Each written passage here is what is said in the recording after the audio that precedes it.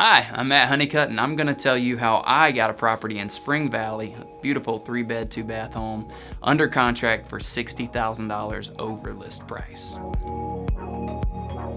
It all started with the listing. I sat down with the clients and we reviewed the comps for the property. And in every case of listings, the work is in the beginning. It's all about preparation. So the first thing we did was we started to look at the home and realized, hey, there's a lot of value here that we need to unlock and showcase. So how do we do that? It starts by cleaning the slate, getting everything out of the way with the home that doesn't need to be there in the first place. Once we have that out, now we can see a better picture.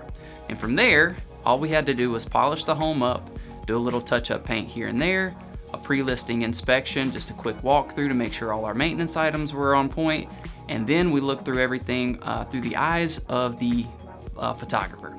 So when we went through the house, we got everything ready for the photographers. They came in, they took their photos and put it on the best display possible. Bam. So now we've got the front end of the picture for the house done. Everything looks fantastic and we're ready to go to market. And the second thing is, when we actually went to market, we knew that we were gonna get a ton of offers on the place, but we knew we had to strategize well, because it's one thing to get the highest number there is, but it's another thing to protect that. So what we did, and what I encourage everyone to do, is not to rush the offer process. You're gonna get offers coming in, but you don't have to take the first highest one. In fact, on this property, the first highest one that we had, it ended up not working. That couple had put in an offer on a previous property. They didn't get accepted.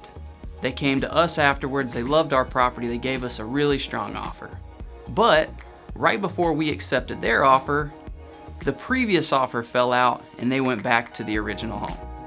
Had we taken them, we'd have gotten under contract and then it would have just fallen through and we'd have had to go back out to market. But because we took our time and we vetted them, we avoided that calamity. In the meantime, because of that few-day stretch, another competing offer decided to move their offer price way up. And what was fantastic about that was they were the right family, they were the right price, and we vetted them to get the right terms. What do I mean by right terms? Well, just because someone offers you a high amount of money, that doesn't mean it's the right offer.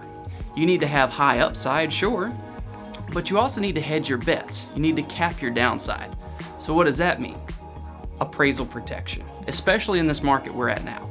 Prices are going vertical very fast, and appraisals are having a hard time keeping up. So we need protection in the event of a low appraisal if a person needs an appraisal contingency on their offer. So this particular person was willing to put a significant amount of money, cash, on the side in case of a low appraisal. So if the appraisal came in low, they would still pay above the appraised value with cash.